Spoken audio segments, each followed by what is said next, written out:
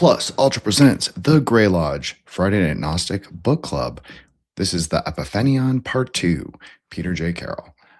We're a group of meta magicians, a roundtable of speculative ontologies, I would say. And yeah, we come together in consent. I would have said maybe 6 months ago on an app called X, which is both the 10 and the 11 through time and space, transcending both of those things. And I think that we've done a really great job, both at the transition to the YouTube and also to from spaces. I think we were doing some really interesting things, and I hope that we are blessed by the abyssal gods in all our endeavors. So, hey guys, what's up? Hey Joshua, what's up? So I'll let everybody kind of go around and introduce themselves in the way that they would like to or they will. So, Joshua, why don't you go first? Oh, my apologies. I didn't realize we were live. We are live. That's fine. It's fine. We're casual. But yeah, my name's Joshua, William Birkin on Twitter, and I really enjoy co-hosting these spaces and learning with you all. So, I did a recording with King of Cups the other day. We did a Dark Maga segment. So if you guys are following us on that channel, you can listen to the latest there. And we'll be covering the book, what is it called, Apophenion, something like that tonight. So yeah, I'm real excited about continuing that. I think is it the magic section maybe tonight? So yeah, I'm real excited about that. Thanks for hosting, guys. No problem. Thanks, Joshua. Appreciate it. Yes, we are reading the Apophenion. So I mean, we'll probably start from chapter 4, and I think we'll probably go to like section 9, but like we can see. I have it laid out so we can have 3 parts, but we'll see how it goes. So thanks, Joshua. And Eros, why don't you go ahead? Hey everyone, I'm Eros Up. You can find me on YouTube at Eros Up. I thought that the last episode covering the Apophenion was really good, so I'm excited for this week. Thank you so much, Eros. Yes, it was really good, actually. It was a cool episode. I'm just going to take tonight really lighthearted and just very speculatively because that's how I approach the book. But everybody's obviously welcome to their paradigm and their worldview, as in keeping with a very KO orientation. Solar, why don't you go ahead and plug or introduce yourself in the way you want? Yeah, thank you. I'm Solar Exile. I'm just some guy. I'm a truck driver. I wandered in here. I heard they're talking about magic, so rabbits and hats and stuff. Sounds pretty cool. I'll stick around for a bit of it. Okay. So I can read Dawnlander's notes on the subject, maybe to like open it up, unless anyone has any like initial notes that they want to like hit on first. No, let's definitely go with his. I didn't realize that he had submitted a contribution like that we were going to read that for the show. I thought that was great. So I love the new voices that have made their way into the Grey Lodge. Yeah, that's dope. Absolutely. Okay. Hey guys, I just I won't read. Sorry, I won't read that part. So this is from Dawnlander. So if people want to follow him, obviously just hit one of us up, and yeah, we'll give you his @ no problem.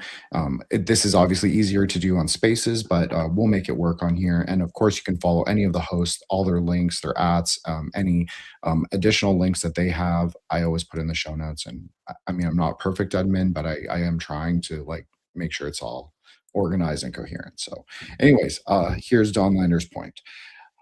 Okay, so I wanted to share 2 physics theories that I have some investment in that also connect physics and panpsychism.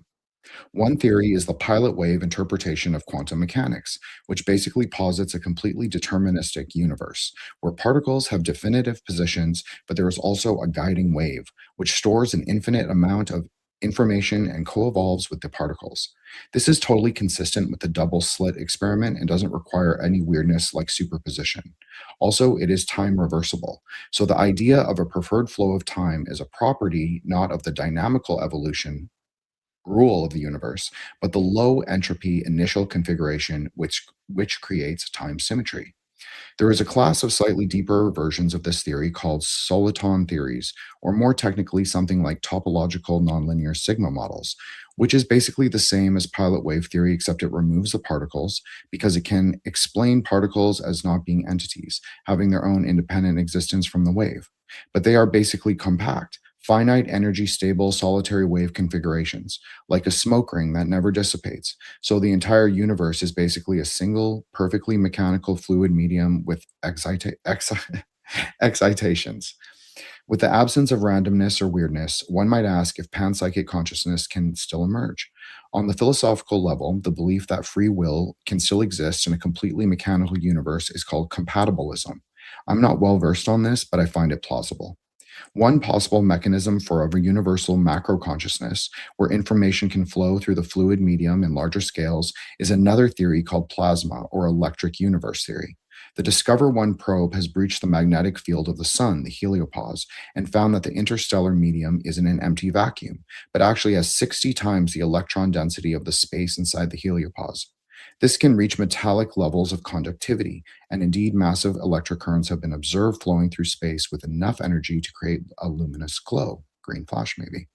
So perhaps the panpsychic universal consciousness is mediated by electric flows through space, maybe carrying consciousness and information. So I know that was like a lot to take in, but if anyone has a rebuttal or notes or agreement, now's your time to go for that. Of course, you can go at any time, but I'm just saying if you have a direct response to it, you can go. I think the hard thing about panpsychism is that there's all sorts of different kinds of panpsychism. Like, there's not a single definition of what it even means, or like a single theory. So it's hard to, I don't know, you'd have to get more in depth about the kind of panpsychism being discussed. But um the first, for example, of those theories, I'm not sure whether that would really relate to panpsychism. This is also like something I thought about since last week. Eros is like, what are we referring to with these kinds of words? Because it's very chaotic to sort of reappropriate words, even if you've used them before in the past, to imbue them with new meaning. So his definition from like Liber Null to Liber K to cyber magic, his definition of panpsychic universe is shifting. That's just my opinion, but that's my sort of appraisal. And so when he's reaching this stage of his work, which is obviously the late stage, I think that he's positing a much more variable. He does talk a lot about the like multiverse theory, and sometimes he sounds um in favor of, and sometimes he's more against. And like he has, it's kind of like he's kind of treating it as oppositional ideas. That's how I feel when I was reading it. So but From everybody's, sorry, Garros, go ahead. Yeah, I guess my understanding of panpsychism is kind of like consciousness kind of is created from this buildup of um, intelligence of sorts. And so like the plasma thing, like I feel like it's the plasma theories and stuff that have really led to the panpsychism idea. And like another big part of what I understand about panpsychism is this idea that like it is related to electrons, and like that electrons almost have a sort of hive mind or something, and that's how like remote viewing works, and that's how um like you know there's like some college that was doing some panpsychism experiments, and like they would blindfold people and have them guess like what was on a piece of paper in a different room or like across the room, and they related that to panpsychism. like that idea that all the electrons are connected or whatever, and that information is like in a sense all connected. So you don't like, is that what I'm understanding, Eros, is that you don't like the plasma theory? You sort of like have problems with it? Well, it's just kind of complicated when you're talking about like even consciousness, right? It's like, okay, what is the definition of consciousness? So I prefer to just like talk about the theories like directly, because you know, my idea of consciousness, I don't think, like, I can just tell that people have very different ideas of what consciousness even is. To me, this is weird. I think everything is consciousness. Um, I think you're right, just for the record. and so I don't necessarily think that it builds up like that. But then again, it's like they're conscious. They could be talking about a different definition of consciousness. I think he does play with that in chapter 4 in his neo-pantheism and DIY religion section. I think he plays with different ideas even within the same paragraph sometimes. It'll be a little contradictory. I think he does that intentionally.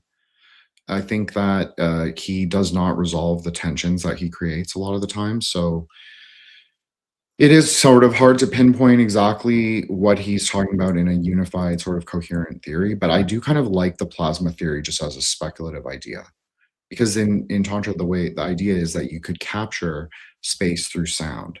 And like there's a great metaphor with like dolphins and echolocation and sort of like capturing the sort of plasmoidal nature of water, like in sound and in like luminosity. So I don't know, it's just one interesting idea I thought of.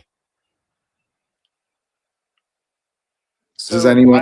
Sorry, yeah, I just wanted to very quickly. So again, basically everything that Donlander like proposed is sort of like out of my area of like, you know, specialization, which are very, very small areas, you know, to begin with. So it's not surprising at all, right? It's one of those things that I sort of wanted to follow up with him. It's too bad that he, you know, couldn't be on the space or whatever. Kind of didn't get a chance to circle back because I've been really busy. But I'm always curious. I'm like, okay, so what does that mean for you? You know, like let's say, and I know he wasn't like personally committing to like either like of these things. He was really just saying they're compatible with panpsychism in general, which I think is a useful contribution, right? But let's say hypothetical Donlander, right? It's actually he's like endorsing this. I believe this. Like, okay. I'm particularly interested in the pilot wave theory, just as an example. So it's like, okay, so what is that like? How does that affect how you actually like move through the world, like making your choices, right? Like I'm always, I guess, like more interested because not that like endless speculation isn't sometimes generative. Like I think that can be useful, you know, exchange ideas, ferment, et cetera, right? But I guess like at this stage of my life and in my practice, I'm a lot more interested in like, okay, so like what are you actually doing with that? Both in terms of like if you're engaging in some kind of initiatory work, you practice magic, like how do you actually apply this mechanically? So there's like the practical kind of side of it, but then there's also like the philosophical orientation side of it, right? Like how do you live your life according to this theory? Like how does it map, right? Also, and I'm not trying to pick on him, right? Because but I think it like fits. I also used to be like a leftist, right? I'm assuming some kind of fairly orthodox Marxist because he's an ACP guy, right? So, like for example, it's like if you understand yourself, right, as a sort of like human member of a particular, you know, like economic class, and that class has, there's kind of this like world historical destiny, right, of the working class to sort of like overcome, you know, blah blah blah, right?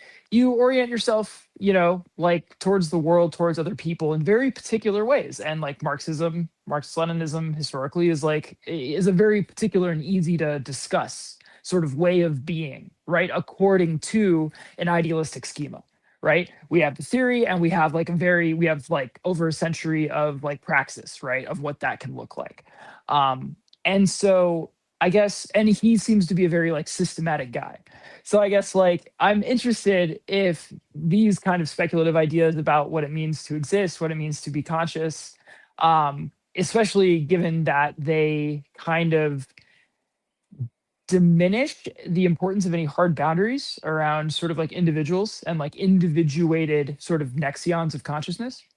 Like how that, like what does that mean for you? How's that working out for you? You know, and like I would love to hear that. Unfortunately, that's not possible in the stream, but you know, because I would have a very hard time working within any of these frameworks, just in terms of like living my life, you know, and I think that's why I have a this is my Maoist self-crit, right? Why I'm just inherently not very interested in this stuff. Because if it were true, I wouldn't care. You know what I mean? Like I would have no basis like from which to give a shit. So like there's almost like there's no kind of like incentive for me to pursue uncovering the possible truth of this, unless it seemed really, really compelling to a point where I felt like I was like, you know, just sort of like putting my head in the sand. But I don't. I sort of don't find these things compelling on a theoretical level. But I'm biased at like every point against them, just because I don't see what they could possibly do for me. Does that make sense? I mean, I don't know the theory, but from Jin's kind of, well, Dawnlander's short description of it, I mean, it was a good description where I feel like I could get a decent idea. I feel like, that's kind of what I believe in, something pretty similar to that.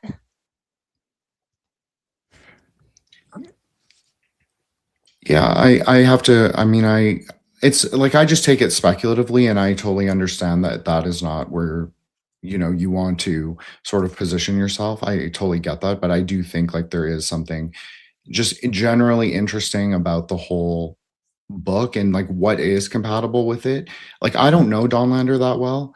I just he was just my mutual for a long time, and he would engage with all of our stuff. So I felt like that's like just someone who can hang or chill with us or whatever. But so I can't like represent his beliefs So or anything like let me again. So let me like posit my understanding. So maybe if I'm misunderstanding, you could be like, "Hey, Solar, you're retarded. You're not clicking with this." Like, okay, which is totally possible, right? So the idea is that you can represent like the position of every quote unquote sort of particle in the universe at any given time by hypothetically constructing a mass, like it would be a supremely, almost laughably complex like function, right? Or like a sort of like you could mathematically describe, right, positionality in terms of a wave function, right? And that wave would determine, as it unfolds through time, right, the position of every quote unquote particle, right? And so if you want to be like, if you want to sort of add, I don't know, mysticism back into it, you could call it, instead of like the pilot wave, you could be like, oh, that's the God wave, right? And so it's sort of like it's entirely deterministic insofar as the sort of mathematical elaboration of that waveform is fixed, right? It doesn't change over time, right? The position, like how, again, the sort of like the functional outputs of that function are going to vary, of course, right? As quote unquote particles move around, do their thing, energy transforms, but the parameters of it are set or are fixed across time, right? It's time reversible.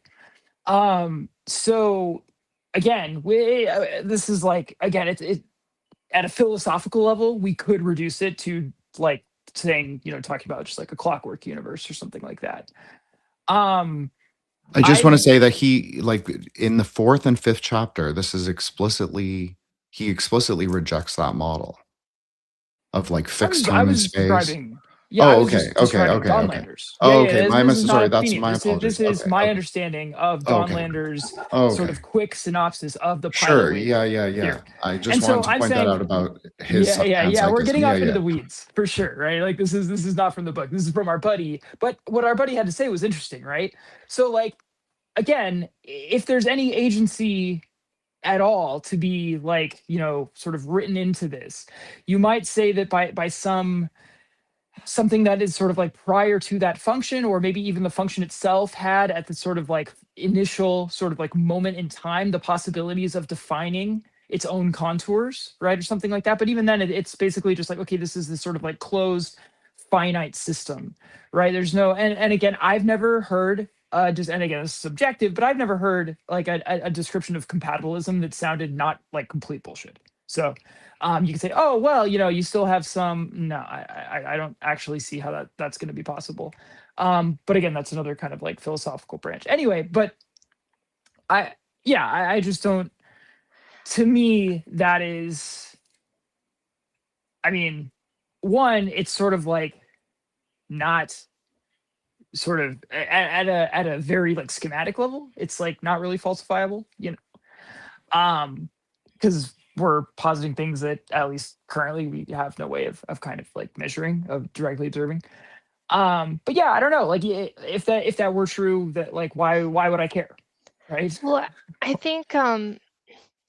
think you're there's like a important, well, because it's too complex. Like you couldn't actually do the math like that. Um, and by the time like the math was done, you know, you would be like too much would have happened, you know, that you couldn't have predicted in that time. You know what I mean? And a big part of it is the pilot, right? Because this isn't just like fixed determinism. It's like um, a recursivity. And how I think of it is like, um, you know, nature and us, like we are in the sensory world, we sense things, and we are recursive with the cosmos. And so that like our input, um you know, things are expanding, we're sensing it, we're progressing, and so we just adapt, and then, you know, the universe slowly adapts with us. And so in a way, like we're a big part of that piloting, I think. um and so it's not deterministic in like my point of view. And that recursiveness is kind of like where you would interact with it, like um you know, just your own inner self, and then how that projects out into the universe.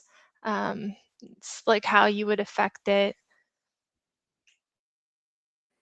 Yeah, so I actually am even maybe a little more pessimistic, right? So I think that like for most structures of what we call consciousness, um, those things are not actually under the kind of like willed control of the conscious subject. So I think that like the overwhelming majority of our sort of internal models of reality are essentially given to us by a combination of like cultural factors, biological factors, and just like the kind of hard architecture of the brain, right? I do think there's an aspect in which, like, as a species, we are sort of tending towards a higher degree of like conscious autonomy in our ability to sort of more discretionarily assign meaning to the kind of functioning of those like sort of interlocking structures, right? However, that said, like to me, the most like critical part of whether you want to call it the soul or spirit or whatever is some kind of like non-natural consciousness, right? To use the Setian term, right? But you can use whatever framework, that there's something that exists kind of like outside of that interlaced like system of systems, right? And that is kind of like the core of this of the self, if you will, or like the ego or something like that, right? And it's that part that I'm like mostly interested in. And as I understand my like practice and how I do magic, it's sort of like isolating and empowering that part of me, that is like everything, you know. And like ultimately, like whether that means that I'm going to try to subject like the entirety of these kind of semi-conscious and deeper, like deep, subconscious like structures to like the willed control of ego, whether whatever, right. But like that's kind of like the direction that I'm going and how I'm like thinking about these things, I guess. Which is all to say though, that like for me, like the interesting part is the part that isn't fully embedded in that kind of like deterministic like network of interlocking systems. And that's like a huge supposition, right? That runs counter. I mean, that's essentially like an article of faith, right? It's one that I think I have like sort of good internal reasons for believing at this point, like based on just like things that I've sort of forced myself to experience. But like, that's like a hard clash with like some of these other ideas and ways of thinking about the self and the world. I mean, I feel like I'm just gonna say it. Like, I feel like maybe I chose the wrong book in a way because I feel like it kind of creates like this, I don't know, like paradigmatic conflict where there doesn't necessarily be. It can just be, and I can't even say it's speculative because we kind like. I'm really sure. I'm not really sure like how to proceed with like discussing the book in context to a very like particularized worldview like that.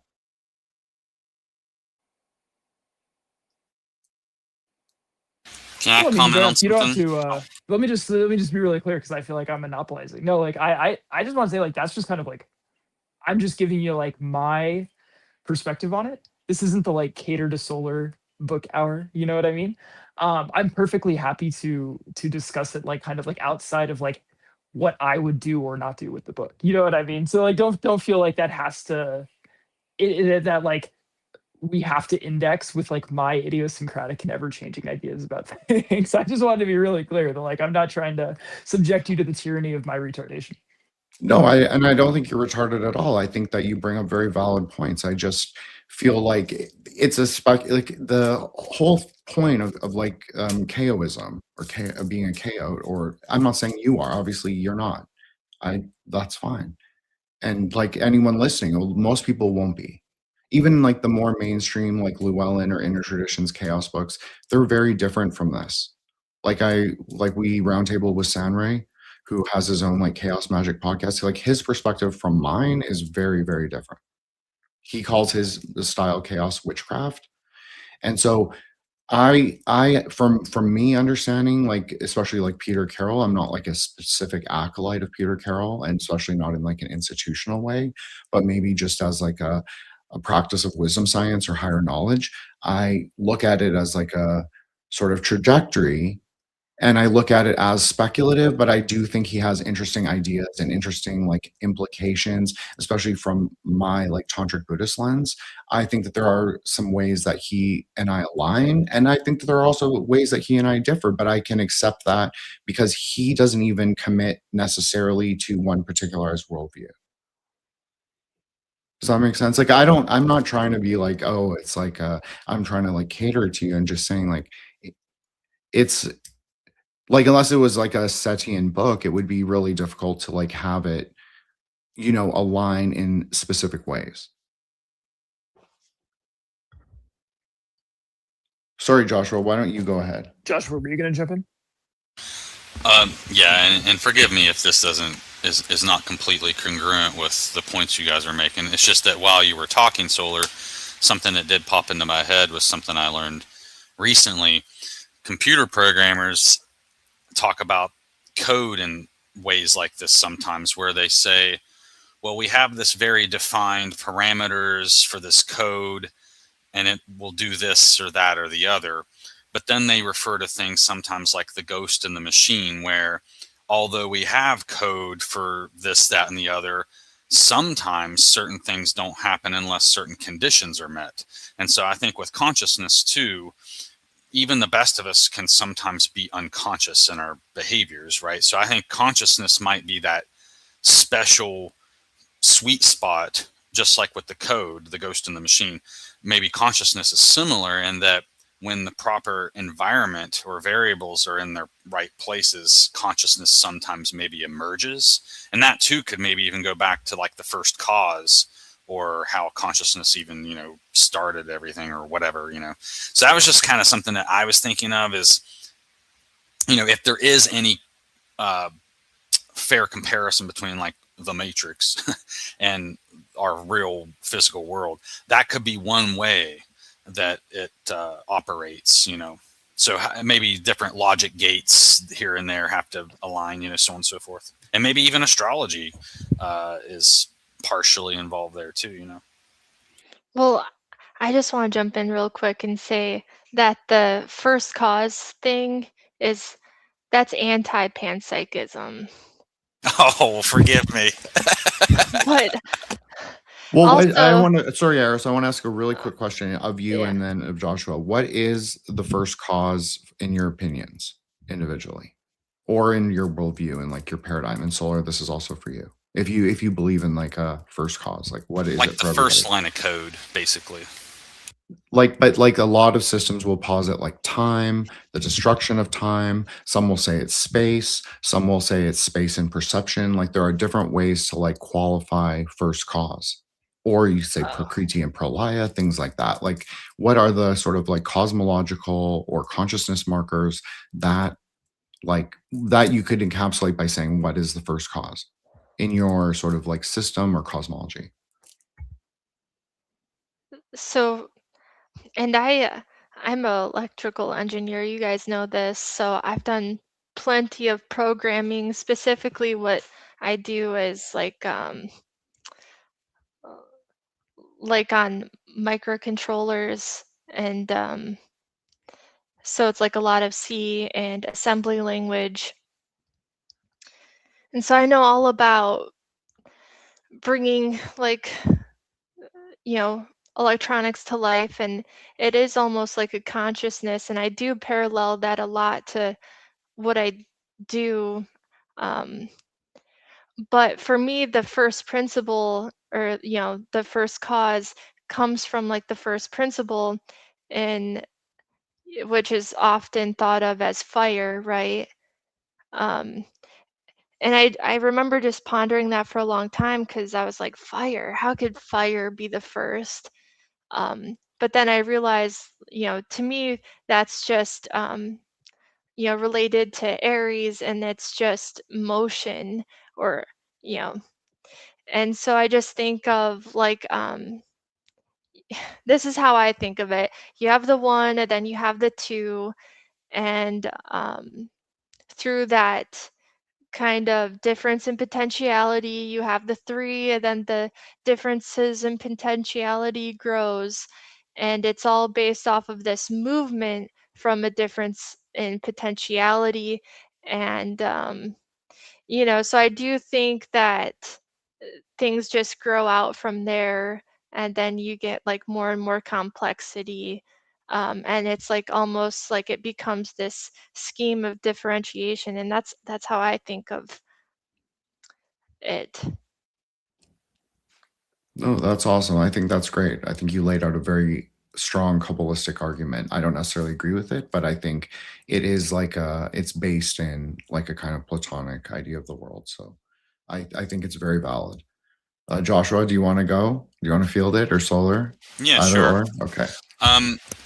I mean, of course, you know, it can be a lot of different things, right? Because if it's all potentials, I mean, we could talk about it all day long, I suppose. But for me, what I like to think of it as is, you know, somehow being connected, not necessarily to logos, but some form of coherence out of the decoherence, as you might say. And so, in other words, bringing order to chaos, which might, I've maybe heard Eros talk about order and chaos before. So I'm trying to use words I know you guys might like, but so I would kind of see it as like the first ordering. Now, is just one order? Maybe not. So maybe it's not really an ordered pairs until it's like, because you know, with dots, it's like, well, you got Ein Sof, but then 2 dots, you got a line, 3 dots, now you got a shape, or, you know. So I think it's once it has hit a certain sequence, just like with code, you know, you can write a couple characters, but that's not code yet, right? So it has to have some type of order to it, or like a sequence. And maybe she explained it in a way that kind of helped me understand it, where the difference in potentialities is what actually causes the current to flow, right? So maybe the ordering of the logos or the order itself is that, what generates that flow. And so that's that spark, then whatever that first spark originates from, I think is the essence of the first cause. Now, maybe that's just a syllable, like we kind of talk about the bijus or whatever. So that could be an example of it there too. But I guess if I had to be concise, that would be kind of my in and out of it. Well, I like that you pronounced bija as a bijou, because that's obviously French for jewel or gem. So I actually think that's quite interesting if you look at the tree of life as like a series of gemstones with light passing through, which is a very valid way to look at it, because you can relate them to inner tantric and planetary meanings, right? Using alchemy and all of the doctrine of correspondences. So I thought that was cool. Okay, Solar, do you want to feel this? I was hoping you were going to jump on that and make something of it. So maybe you're not disappointing. Yeah. I will disappoint. I don't know. I am increasingly skeptical of theoretical elaborations in general, but particularly like on this. Like, to me, this feels like wildly speculative, and I feel like there's a certain like you can almost like very like transparently and methodologically like trace the contours of human logical attempts to sort of like causally explain, like so it's like through again you're trying to like impose this almost like formal logic, right, onto like the actual world, right? Like, well, there had to be this thing, and then because it's I don't know, like, to me this feels like the construction of an artificial language more than it feels like an actual compelling account of stuff. But that would apply to like literally anyone's answer. I'm not taking any shots. It's just like one of these things where it's like, okay, so we're building like an abstraction. We're building a model that tells me a lot about your words and how you understand causality and like procession. I'm not necessarily convinced that like those things tell us a lot about like the origins. And I don't know that stuff is like really knowable. But I say that with like immense curiosity, right? Like, I hope that I am able to develop whatever it is that is myself enough to get to a point where I can sort of take a peek, at least a little bit more behind the curtain, than your average like human being gets. Well, Sephirotic experiences are absolutely possible, I believe. I don't think it's speculative at all. I think, as I've told you, I think it's mapping the esoteric cartographies. Now, are we constrained and limited by analogical and like constructivist language? Yes. That's the paradox. It's a paradox in medieval Kabbalah, and it's a paradox in post-Lurianic Kabbalah. David Heim Smith would say it's all resolved in, well, he calls it Orion Sof. So in like this layer of like ultimate reality, non-duality, Rigpa, Diamond Thunder, whatever you want to call it. And may I make one more additional comment, is that when you get to like that, maybe with a psychedelic experience, for instance, like when you can't talk, I think the closer you get to that first cause, the more language breaks down. So our attempts to describe something, of course, are limited, because the closer you get to it, it tears it all to pieces and diminishes our logos, if you will. So I think when we try to use words like this, and it's our best attempt at describing something that's, what is it, ineffable? Is that the word? Yeah. Yeah. Sorry, let me just sorry, follow real quick. Yeah, no. Yeah, just to clarify kind of what I meant a little bit. I think so. What I was getting at is that when you're these kind of explorations, I think ultimately are a sort of like archaeological process of digging and digging and digging to get at what are fairly universal, like foundational concepts of how we make sense of the world. So, for instance, like concepts of unity and wholeness versus concepts of multiplicity and differentiation, right? Notions of like generation, like what it means for one thing to like beget another thing, and like does that constitute like a split of identity? Does it represent like a rupture of identity, right? Like those types of things are like really like baked into the sort of like human conceptual cake. But different like people and different cultures over time have in some cases had like radically different ideas, like different kind of like fundamental intuitions about what those things mean. You know, for instance, like some cultures will see procession as a continuity of identity, even if the objects appear to, sorry, it's so abstract. So even if the objects appear to operate like independently and discretely, like post generation, right? Whereas other cultures would see like one divides into two as being like a fundamental point of like disjunction, right? Where like that those neither of those two are now identical to the one that preceded, right? And things like that. And I guess like so stepping back at a meta level, then we can kind of discuss like, okay, well, are we actually like talking about like fundamental principles of reality as such, or are we actually like digging into more like fundamental principles of like the mind or the human mind, the conceptual mind, things like that, right? And then yeah, like as Joshua said, like if we try to sort of like get beyond that and just like have these like experiences themselves, which I'm also like huge into, right? That actually is kind of my shtick, is trying to have more and different of those. But yeah, then it becomes like, okay, you have to then, or if you're trying to then bring those things back into conceptual language, you're not really, at least in my experience, able to do like an end runaround of those fundamental concepts. Like you may have had a direct experience of something that was not constrained by those kind of conceptual archetypical like scaffolds, but then even just to yourself, as you kind of recapitulate the experience and store it into memory, you propositionalize it, right, yourself, let alone when you then go to communicate that to another person, right? You're going to sort of like simplify and sort of like abstract, and you're going to subject it to yet another layer of these kinds of processes. And so at the end of the day, anything that can be even somewhat meaningfully communicated to someone else, like again, are we talking about something out there, or are we at that point basically just kind of describing fundamentals of how our minds, brains, languages work? I don't know. Well, I would say it's both. I'd say it's non-dual. That's for me. I'm not saying that anyone has to agree or disagree with that or believe that system or my framework. Absolutely. I think it's both. I think that the consistency in praxis, like this is why I stick with Vajrayana as my primary system, is because I sit down and do a practice every day. So for me, I can refer back to those experiences, whether I have them every day, which I don't. But when I do have them, I don't just relay them to Vajrayana, because we would say that those experiences are ultimately like a self-combusting star, like empty. So we would partially let them go.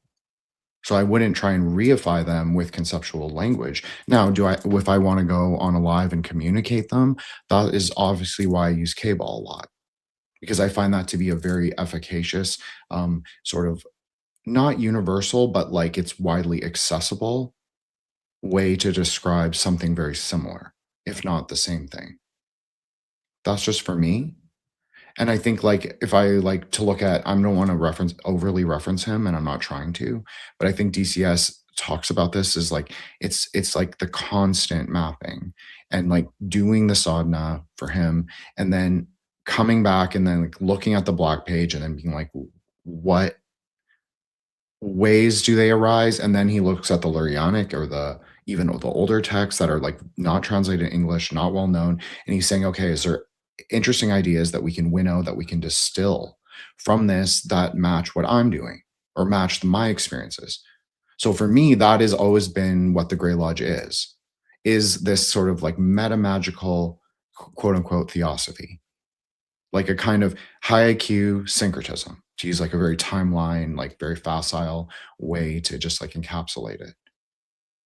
like, are there similarities? And like, I'm interested in the resolution of paradox. This is obviously from K-ball, and it's also from Tantra, especially Maha Yoga. We always want to resolve paradoxes. Paradox isn't resolved in your own mind, but also in the consort, which is your own breath and like the sort of activities that you do in the world, like mind, body, speech.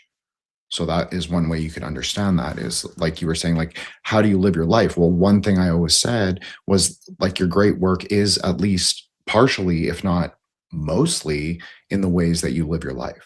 So for me, all these speculative ideas have a very pragmatic component to the way I live my life, whether that's Kabbalah, whether that's Tantrayana.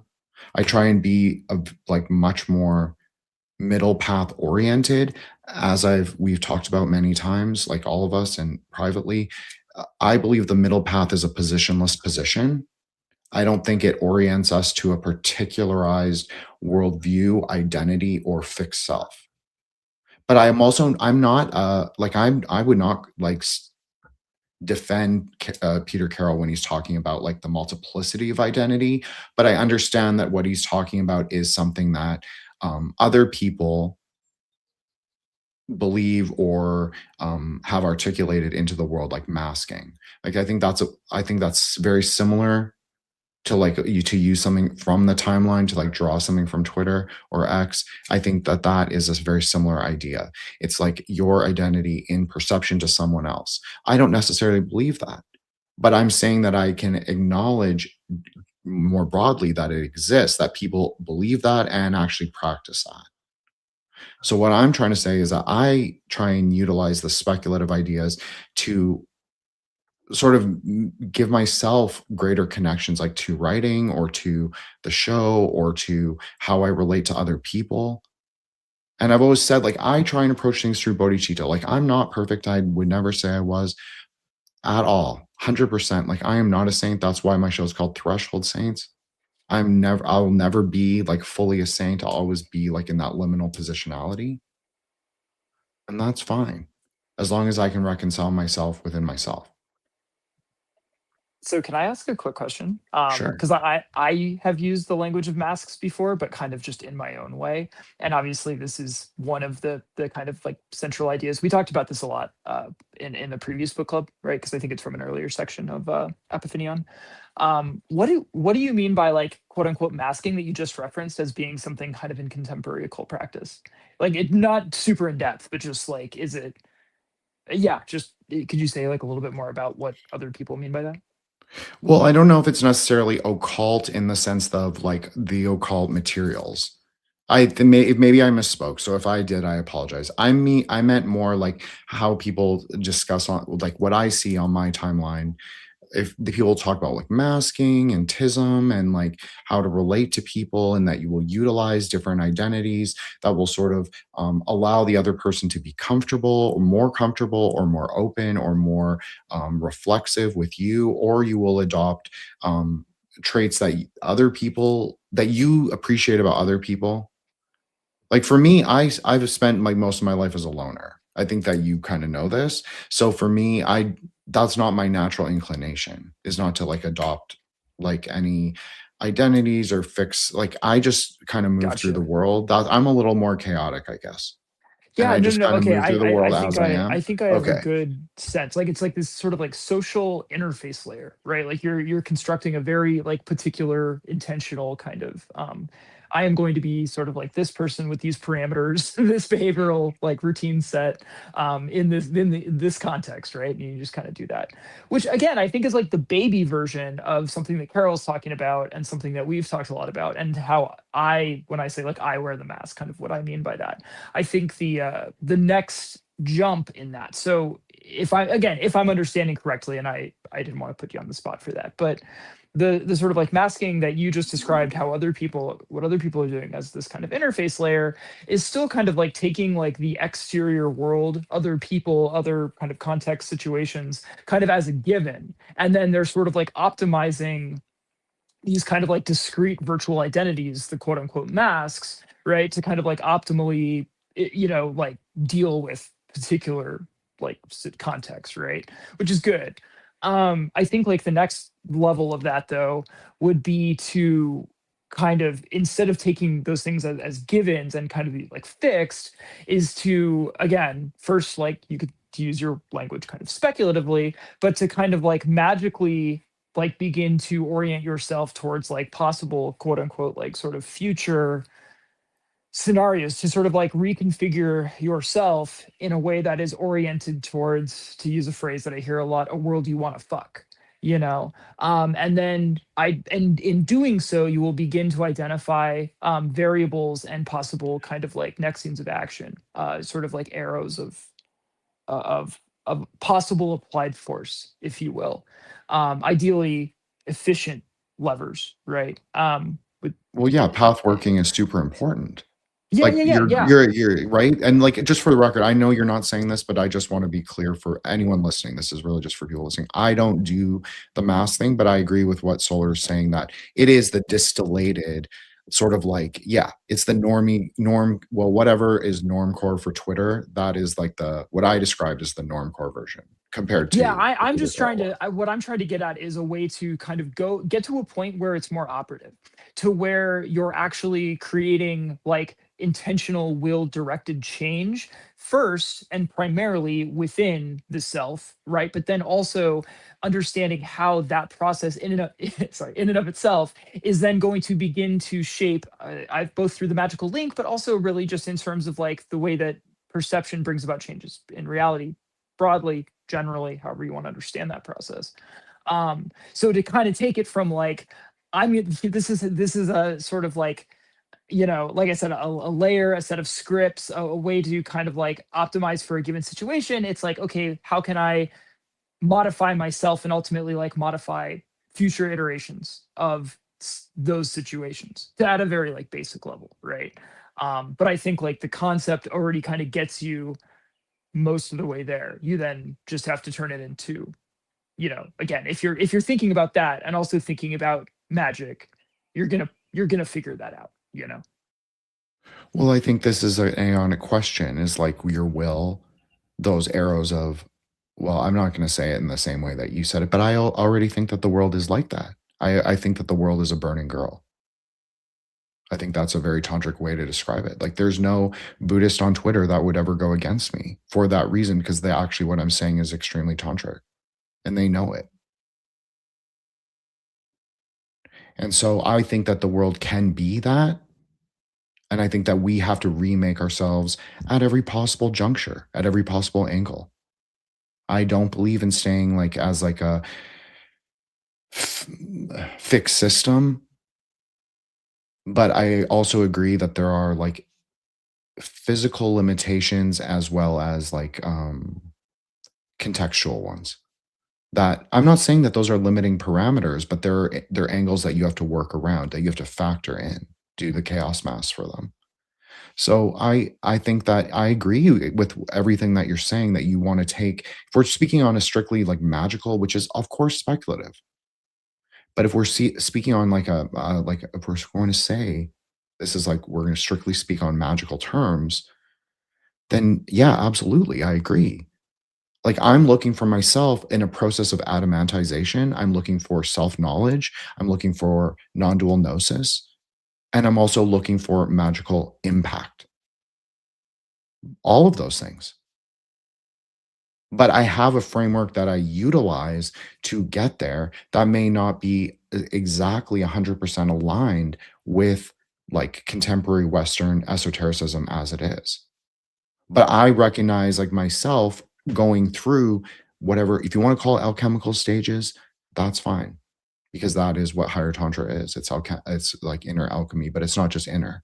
It's consciousness, it's mind, body, and speech at the same time. But those have 9 layers of meaning in tantra. So it doesn't just mean like your outer perceptive thoughts. There's more layers than that. And just like with ritual action, there can be multiple layers of meaning in like the way text describe things. So that's why I would say, yes, I would like to, I don't want to reference Heidegger because it's not my shit. It's not my canon. It's not my corpus. I don't want to, resurrect the corpus that I'm unfamiliar with. You only want to do corpse sadhana with like someone that you know, I guess. And so for me, I wouldn't say design, but I know that a lot of people use that kind of language, and that's fine. That's one way I think to describe what I'm talking about. If you want to call it initiatic processes, absolutely. Walking through the different gates of the mandala, that's exactly what it is. Like no commentary on the higher yogas would ever deny like any of these kind of Western, like the way they affix their language to the processes. But we're just talking about like an older Sanskrit layer. So for me, I guess I'm interested in like I would like to look at primordialism in a way, but also like look aeonically, which is also looking forward. So that might sound like a paradox. But again, I believe that all wisdom science, both practical and speculative, is intended to resolve paradox. And I think where people get very wrong is they tend to ascribe magic as the system in and of itself. Magic is not the religious framework. Magic is not the, ultimate secret meaning of the universe singularly fixed. It just is like, that's why I like the chaos approach. I think that because chaos is expansive and it is, at least the way they describe it, and it's all pervading. And so how do we partake of it? It's very much like flux, like when we did those recordings for Aeon of Flux.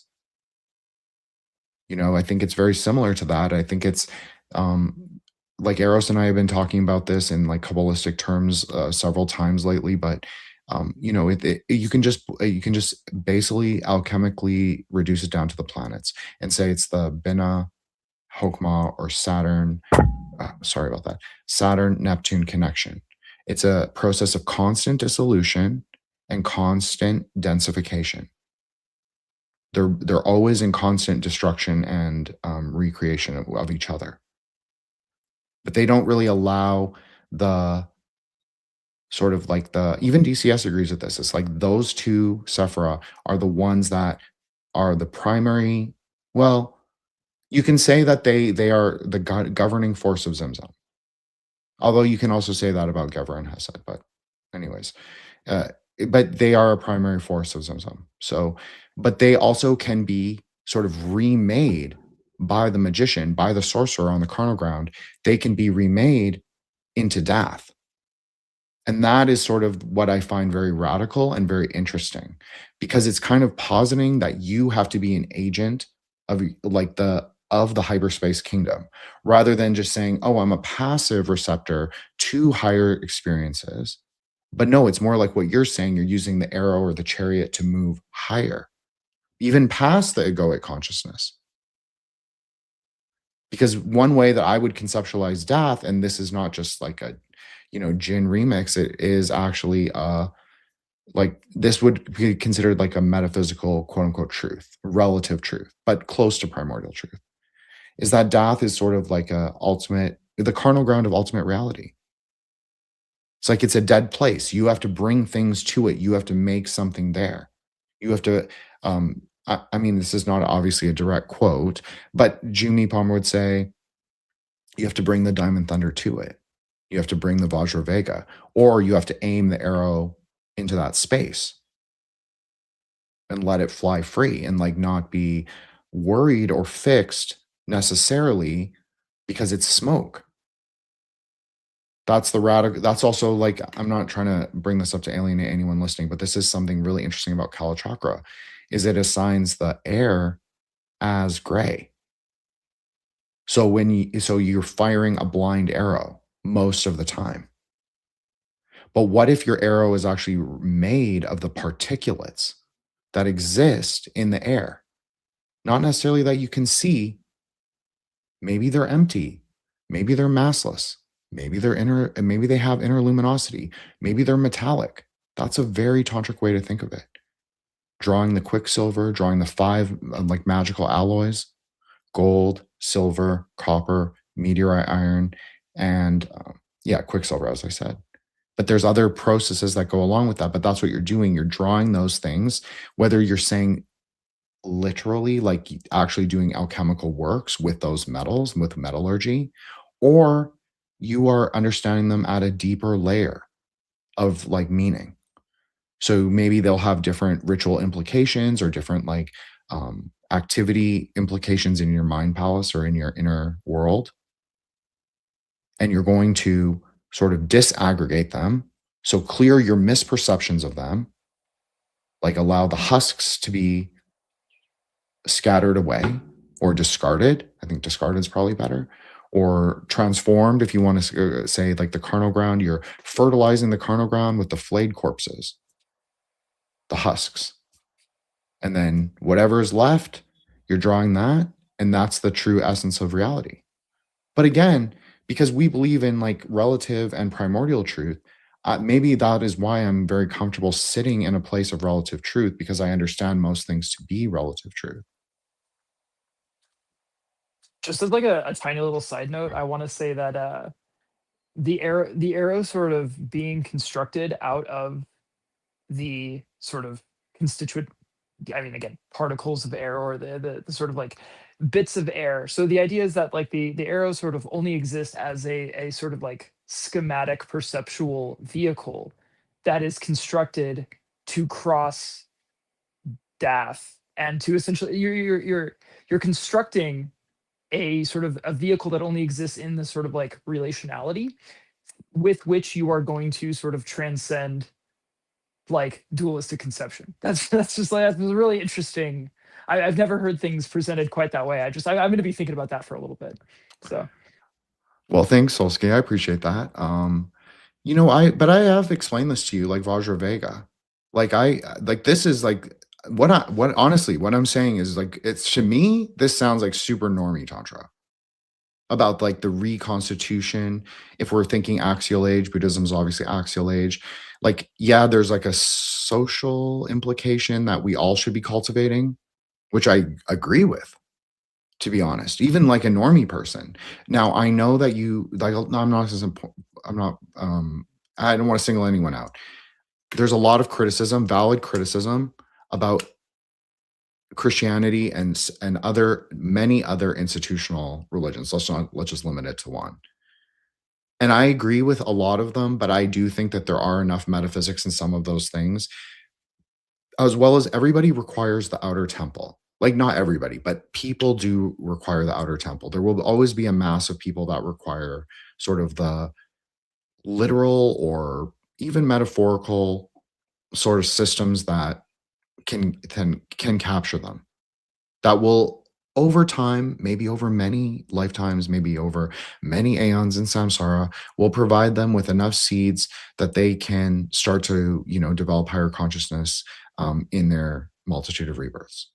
But I'm also interested in the idea of sort of like, I'm really interested in the idea of magic, and I think this is like what maybe we have in common is that I'm like I think that there is like keys, gates and keys that are very real, that we can access not just in our consciousness, but that also exist as an other power. And so however you want to understand that. If you want to say it's Agartha, you want to say it's like the gates of Hyboria, the stargates of the, you know, the Aryans, I don't know. The Babylonians, I don't know. I really don't know. I just think that there are actual things, there are markers that are also referential to processes of consciousness, but I don't limit it to that. But I do tend to use that language. So I want to say that like about the Quicksilver arrow, or about it's not really, it's a 5 alloy arrow. That's really what it is. And so this is like a very secret tantric thing. You'll never hear anyone talk about this because nobody really knows this practice. But it's one of the things is called the arrow of long life. They only do this for people who are really high ranking because it's very difficult.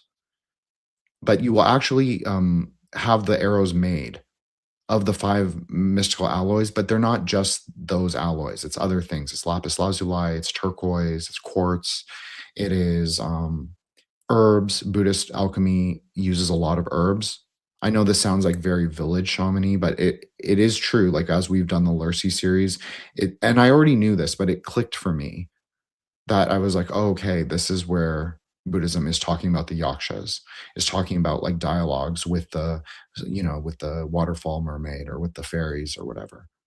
It's because it's like it's like the interconnection with those things in our perception, but we're sort of in dialogue with the natural world because we're kind of divorced from it because we understand ourselves to be individuated, even if we're not. I do believe that people can be obviously individuated, and I would hope that everybody would choose to be as much as possible.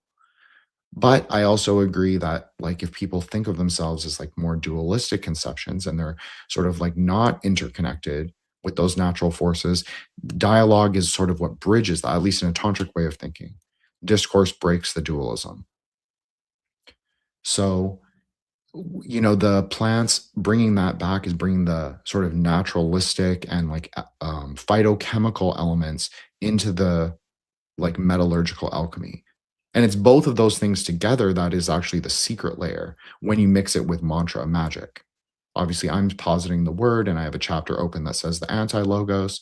And it is very Peter Carroll, like it just is. But I don't even take like I'm not I personally don't take like offense or anything to what he's saying simply because he doesn't even totally have a he's not a standpoint guy. He's not speaking from one specific angle. He's kind of like positing little injunctions here and contradictions here, and you kind of just have to accept it as like you know, his quirk chungusness. That's for me at least. Sorry, I know that was a little meandering. I was trying to answer the alchemy question and like get to somewhere interesting. And like obviously the gemstones is I find that to be a very interesting sort of way to relate to the tree lately. But I always have, because it's a very tantric way to understand the tree. Is to like reposition, like we use obviously if you're really, really tantric, and I'm not even this tantric, but if you're really smart, you could use the Sri Yantra, the interlaced triangles that create 64 triangles. Now I know, you know, 64 is a 10, so it's not going to exactly fit systems that preference the 9. But yeah, it's very workable with the gemstones and like positionalities of planets, zodiacs, stars, all of that. Like it's all laid out. It's all like systematized for us. So like to use the gemstones to like sort of generate some kind of luminous. Okay, so Peter Carroll talks about libnets. Like that's not my material either, but I know what he's talking about, like sort of making these like sort of metaphysical computers. I mean, I don't really know a better way to describe it, but like mechanisms. I guess they're like metaphysical mechanics, and like using precious metals, inscribing words on them, having them like resonate to certain tones, sounds, cymatics, as well as the application of gemstones, as well as the application of course, our own perceptions, because we are the ones who are building it.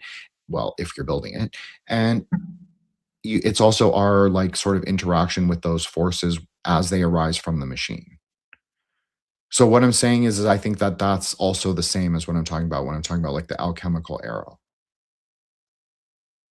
And like even and just to underscore like Paul. how no, sorry, it just reminded me of something I encountered a couple of years ago at this point, so I'm only going to be able to reference it in the most vague terms, sorry. But yeah, something that I think it's Jason Reza Giordani, in one of his books on like psychotronics and stuff, he references this like series of experiments that was apparently conducted, where they started with some kind of machine, right, that this guy had invented to essentially like allow for some kind of like very low level, you know, but just like statistically significant like psionic operation or whatever. But then what they found is that people, because it became sort of a popular thing, right? And so people were essentially reproducing the machine, not according to the specs, but according to the schema of the machine, right? And so they were essentially like abstracting it to the point of like reproducing this machine on like cardboard, like literally just like drawing like where, you know, the original had like knobs and dials and stuff like that. Like kids were just like drawing that on cardboard with like crayons and markers or whatever. And even with the like, you know, caveman like abstracted version of the thing, they were still able to reproduce like statistically significant results, right? The idea being that like most of where this is happening is obviously like in the sort of like layers of perception and belief, and it's much less to do with the sort of like, again, huge air quotes here, right? But the sort of like out there particulars of the technology as such, you know. But like the technology is mostly like in perception more than it is sort of out there. I found this interesting though, because again, if you're describing this from a Buddhist perspective, you'd be like, yeah, obviously we told you so, right? But this was within the context of a very like Western materialistic, you know, like sci stuff is basically just like, you know, I love science plus plus, you know, just it's like a little bit more like a little spooky on top of materialism. And they were still kind of encountering these results, which I just thought was really interesting. No, it is really interesting because of course we told you so. But I do actually, but also I was thinking when you were describing it, I was like, you're saying caveman, but actually that's not caveman. That is just return with a V, to the primordial reality, which is like that we use like a Pemba. The most classical of all ritual technologies is a chalk, a piece of ritually prepared chalk, and the primordial ground. This is like the basis of all Tantra. This is the Seals of Solomon. This is Ars Notoria. This is like the Picatrix. It's like whether you write the seals with a stick in the dirt, which is sometimes what they say to do, or you write it like under your bed or under your house or in like on the capstone of your house, or like whether you build it into a microchip or a city like Kathmandu. Kathmandu is very physically a mandala. Like it really is a mandala. Like they built it with that specification in mind. So it functions kind of like that machine. Whether you want to say it has gross metaphysical implications or none, that's fine. I personally think there are some, but you know, I'm very comfortable, like as I said, in this kind of liminal speculative space. So it can, I don't have to be fixed in it, but I would say that's both.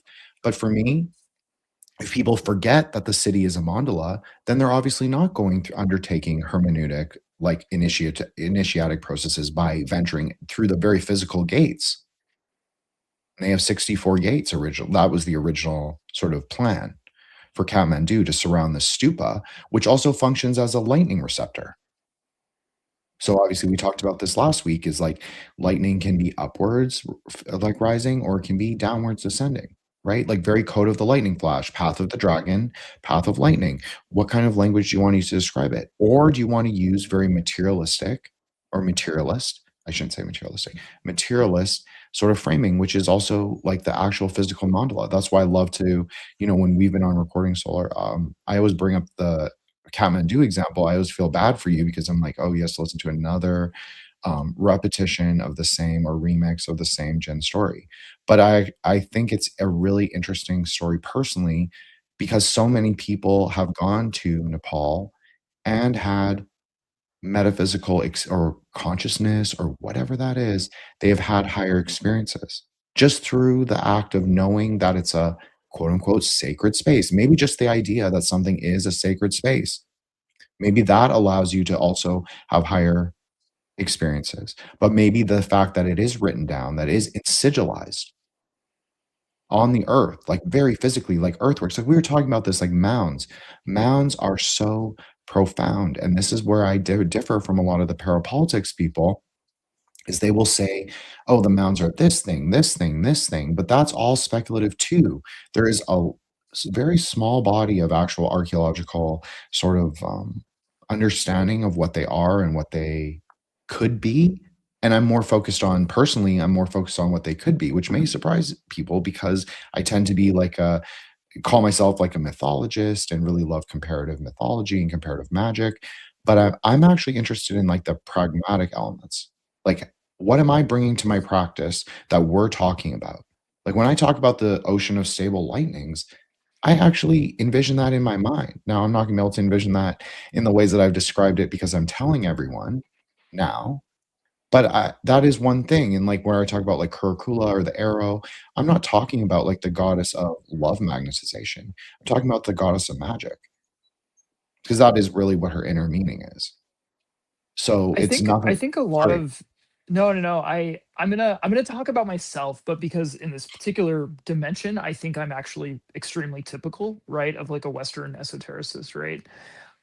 So I feel like I'm sort of half in and half out, and I look at Peter Carroll, who is this like all on one side of this distinction that I'm about to make, and I'm like simultaneously jealous, but also like I'm like skeptical. Okay, so I'm with you, right? Like I'm going to use your mound example as a jumping off point here. I get extremely bored and frustrated when people try to give me their like fully articulated like grand theory of what exactly all of this is and what it all means. Because I'm like, you have absolutely no idea what you're talking about. Like, shut the fuck up, right? Just shut up.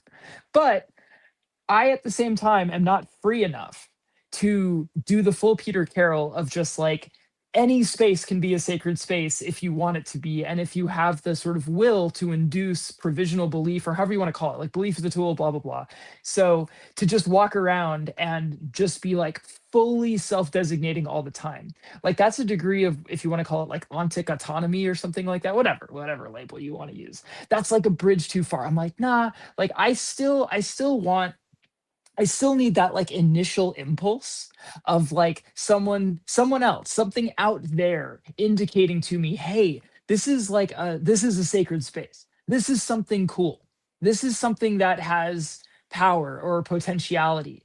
But then I don't want them to go so far to fully describe that thing to me, because then I'm very skeptical. I'm like, I'm not sure you got this right. I'm not sure that's, we can actually back this up. But I need the initial nudge, right? And that's a very weird position to be in. And just to tie it to something that you and I have talked about, but I don't think I've mentioned. So back in the day when I learned I'm a terrible welder, but when I learned to do like artistic welding a little bit, the first thing I made was a sigil to a particular deity that exists in the Warhammer 40K universe, because I'm a huge 40K guy. I've been that for many years. And at the time I was very like, secular person. Ideologically so, right? Because I was also a leftist. And so, but I would like tongue in cheek be like, oh, I'm a devotee of this god, right? But I wasn't serious about it. And now it's like, do I have it in me? Like, could I do legitimate magical work as a quote unquote devotee of this god? Right. And you can tell I'm not revealing publicly which god it is. I'm guarding it in the same way that like actual tantric practitioners will like guard the particulars of their sadhana. Right. So I'm already approaching it with like a degree of like sincerity and like first order like seriousness that I wouldn't have approached it before. Right.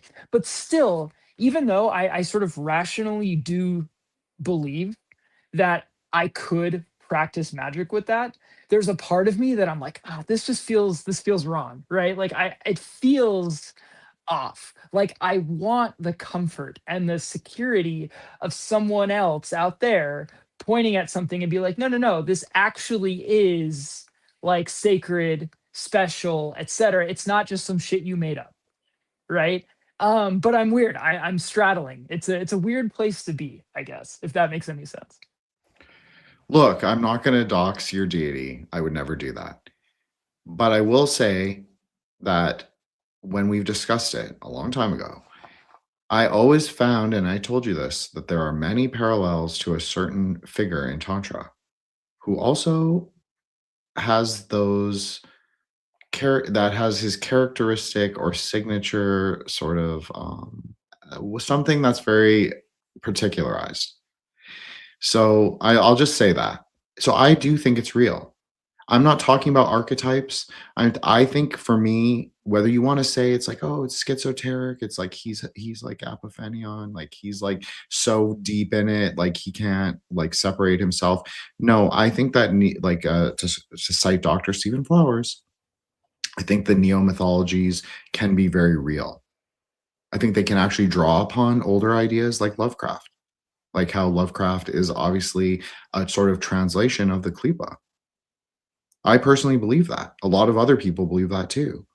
And like you were saying about the sacred spaces, well, I was thinking of like our episode with Toby Chappell, and how he would say, like he even used the example of the mall. So that's interesting because of the film that just got released, Backrooms, which I'll never watch, obviously, because like, why? But I do think it's interesting that he used the sort of example of the mall as a way to sort of encapsulate the angular magic that he was saying. Like, it's like not a sacred space, but he can make it one.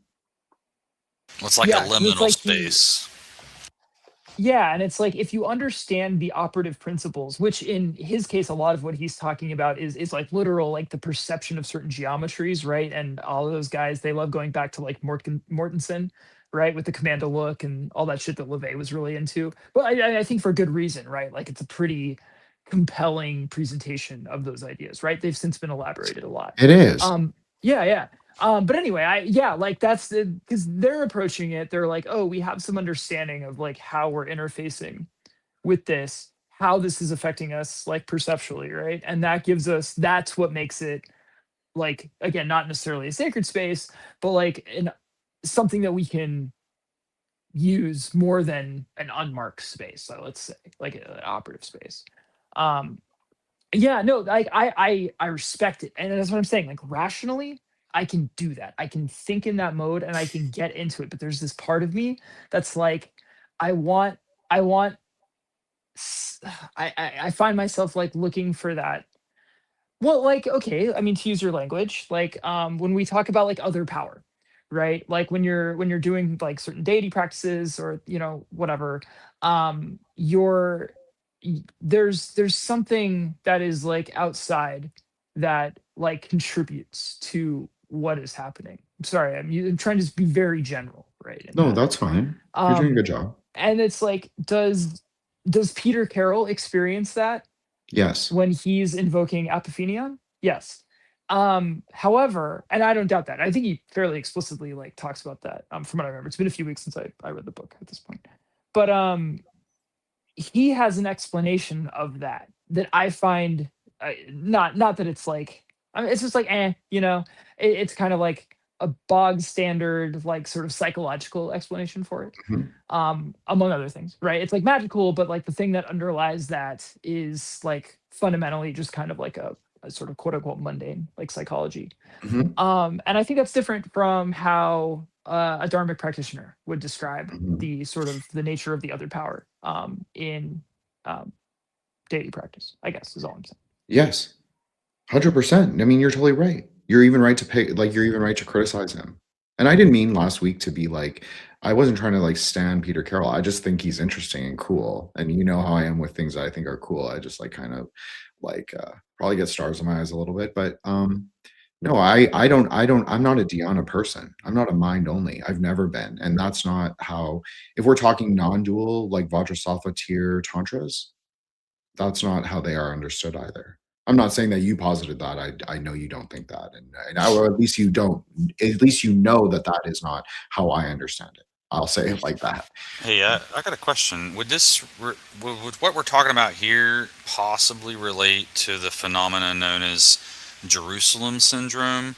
Like when somebody visits that area, they become psychotic and ultra religious, or also the two other disorders that kind of relate, Stendhal syndrome, which people have like physiological symptoms when they see objects of great beauty. And then this article here is also giving a final comparison with something like on the other end of the spectrum, Paris syndrome, which is like a very underwhelming, or when something doesn't meet the expectations one had in their mind already. So it's like those two extremes, but then also Jerusalem syndrome is kind of unique, I guess. But does it relate maybe at all to what you guys are saying, like these spaces that are sacred, triggering things like that? Okay, I'll go quick and then Solar can go. Because I have a concise answer for once. I think that if we're speaking of what like Peter Carroll would believe, I think he would say it was Apophenia's sister, Pareidolia, that would induce sort of like these manic, religious manias. I think that's even what he sort of describes. He even says like all institutional religions are retarded. I mean, that's like a direct line. That's not, I'm not trying to say that to be an edgelord.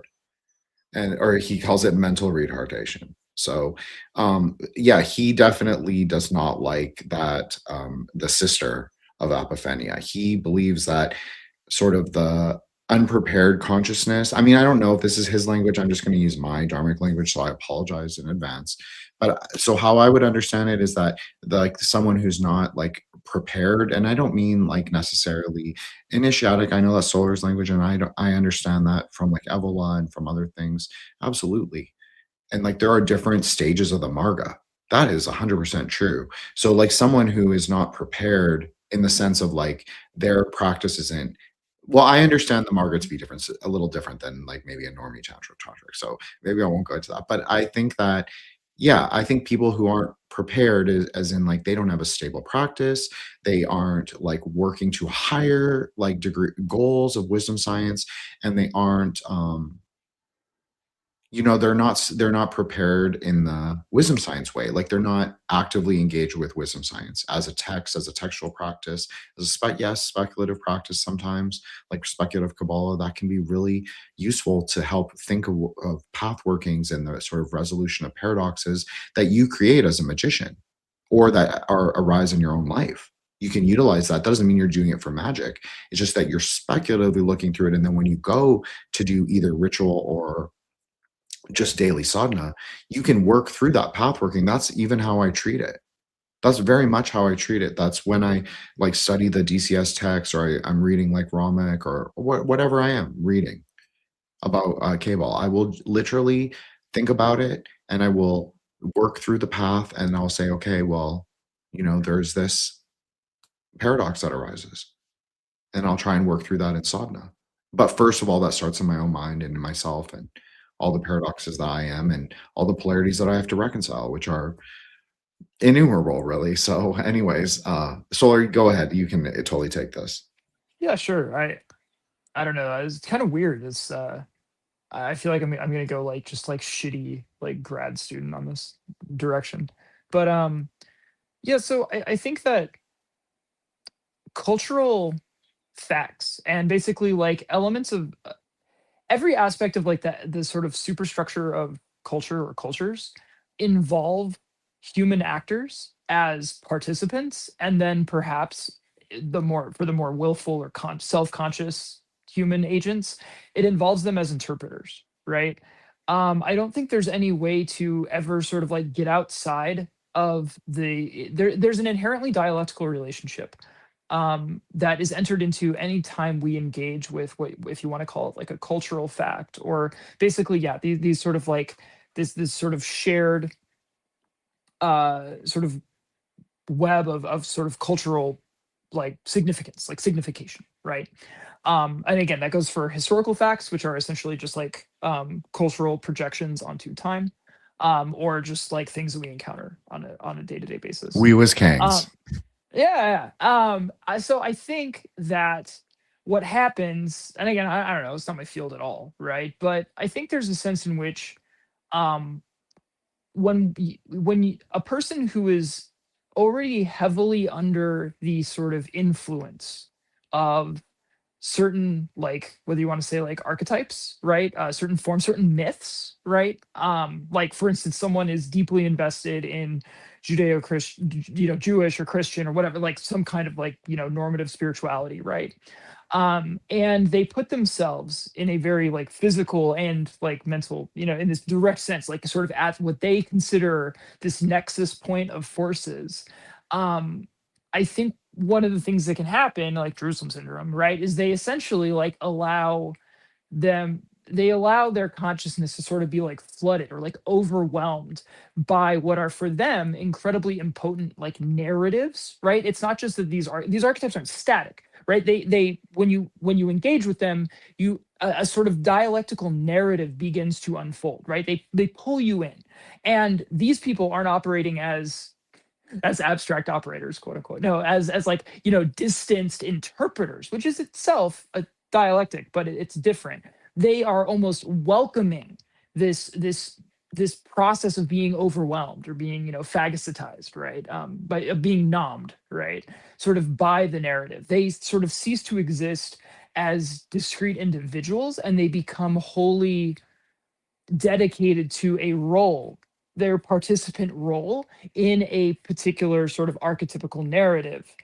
that is directly like that is what unfolds when they put themselves in the presence of these archetypes or these symbols, right?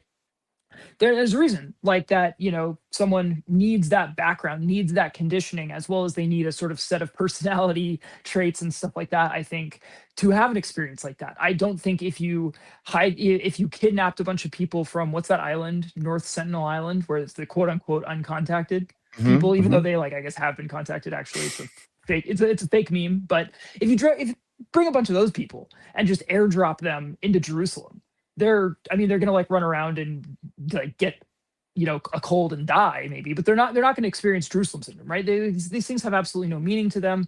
They're not potent, right? Like they are not living, if you want to use like Aeonic language, they don't exist in the particular like Aeonic framework as almost everyone else, right? They're doing they're outside of time.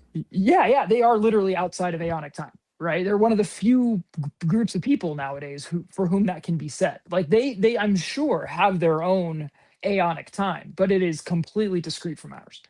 And so yeah, like I'm not trying to like provide like an actual like fucking pathology here of that, but to me, I didn't think I was going to be an archetype guy, but like that feels like a better explanation than any other way I have of making sense of that type of weird behavior, And I really do think like a lot of mystical traditions and like normie, the sort of like hardcore end of like a lot of like normie religious and spiritual traditions essentially encourage that like, I'm just imagining a guy like throwing his arms out and closing his eyes and like, Lord, take me, right? This being, you know what I mean? Like that like being like swept away and almost like annihilated, like the annihilation of person, of self in the face of the divine. That's kind of like whether it's fully articulated or not, that disposition sort of lurks at the heart of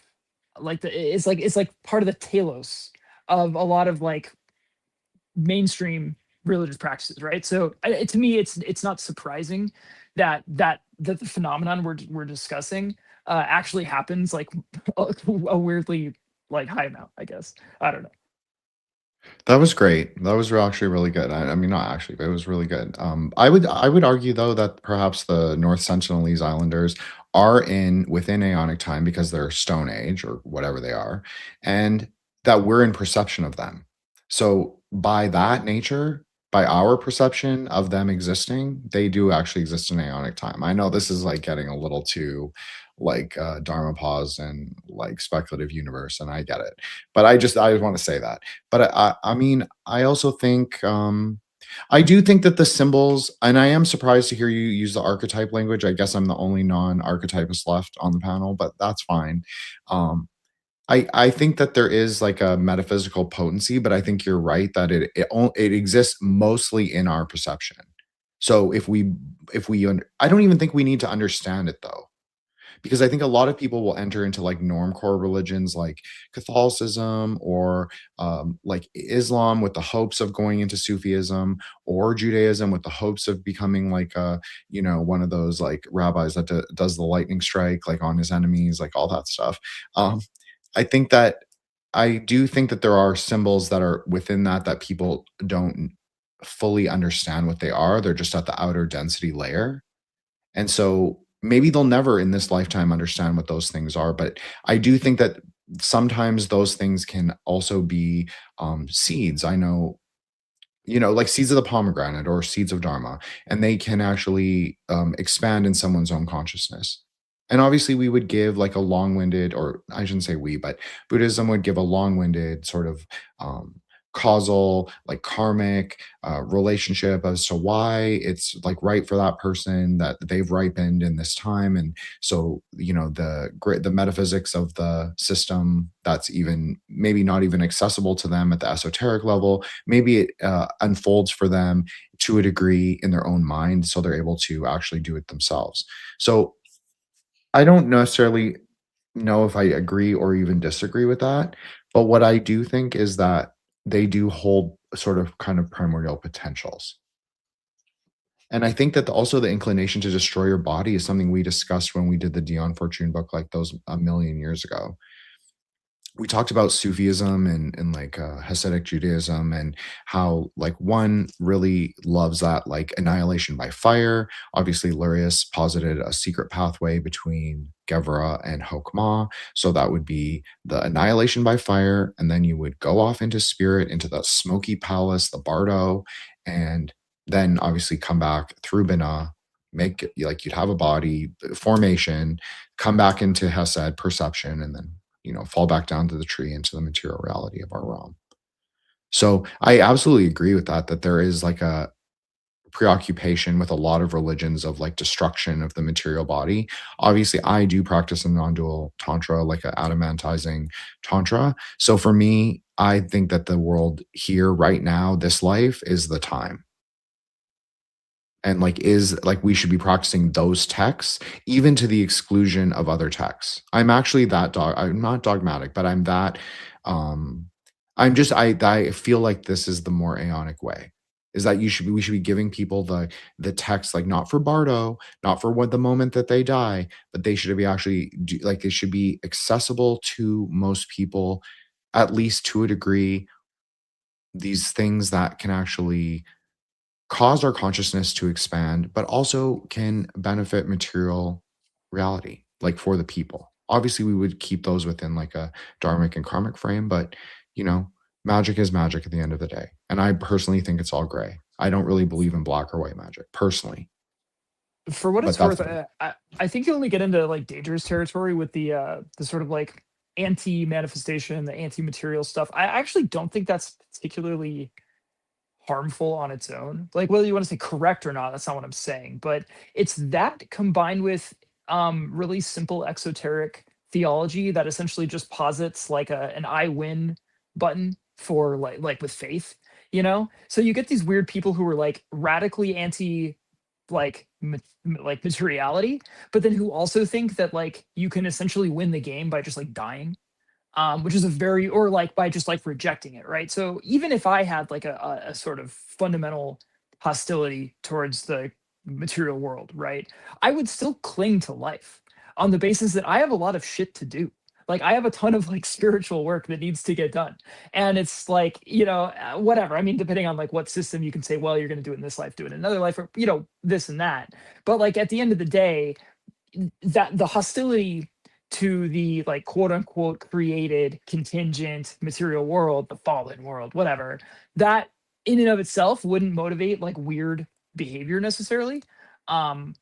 It's when it's when it's paired with really stupid soteriologies, I guess, where it's like, cool, yeah, this sucks, but if I like, well, it's I'd blow myself up or do this, or just kill myself or do like non-transformative asceticism that's just like just denial for the sake of denial because body material bad. It's like, what the fuck are you doing? Like that, it's just, to me, that's like, that represents like it means you don't think you have anything to do with the body that could possibly act as a vehicle for consciousness or spirit or anything that you are trying to work with, right? So that's just, for me, that's, I feel like, where it gets odd. I totally agree with that. For the record, like as a Grey Lodge, whatever, like we are like a circle of meta magicians or like using speculative aeonic framework or whatever. I've always posited a very, I've also felt this way, Solar. Like I don't admit it very often, but I do have a lot of active hostility to the world and to certain things in it. But I try and really temper it, especially when I go on lives. And I'm not criticizing or chastising you. And like I appreciate that you're vulnerable and like open about it. So I feel like very similar ways sometimes, and sometimes it's more acute than others. But I've always tried to position like whatever framework that we have collectively, if we even have one, and maybe we don't, maybe it's just me sort of like navigating the aether as I think it should be, or at least it should be articulated in like a subtle and, I try and be like, I don't think I'm anything. So, I just try and posit it as that. Like I'm just a simple Dukun. I don't know anything about anything. So, but I am relatively good at certain metaphysics. So I'll try and explain it in a way that I think is closer to the truth. But I always say, like, we have to reconcile like the body spirit paradox within ourselves. I've never rejected the body, and I've never embraced asceticism for like aesthetic's sake. Like, I'm not a right hand pather, and I never would be. I think it actually makes me vomit, if we were being honest. I really don't like a lot of the ideas that have surrounded it and how people understand that thing. And I find it very like people will say it's Gnostic, but I actually find it very anti-Gnostic. Because how can you go to greater knowledge if you are simply for annihilation or simply for the rejection of experiences that we've all experienced already in samsara? So do I necessarily need to go relive every experience? No. But I've never been, I embrace that we are here. I embrace that this is the carnal ground and this is also the garden, and that we can build and path work through it. Which is interestingly even a Hasidic way. I'm studying Netzach right now. And so one of the more Hasidic ways to understand Netzach is like our dominion over the natural world. I'm not saying I necessarily agree with that. I don't disagree with that. I've kind of always said, like, you know, we have to make of this world and the systems that arise from the fallen world, because I do believe we've broken out of the klipas. And I actually, this is me being like a very speculative magician and very like chaos oriented. And if you want to tell me like, oh, Jin is like armchair shit, like shut the fuck up. Okay, I'll be quiet. But I think that narrative is magic.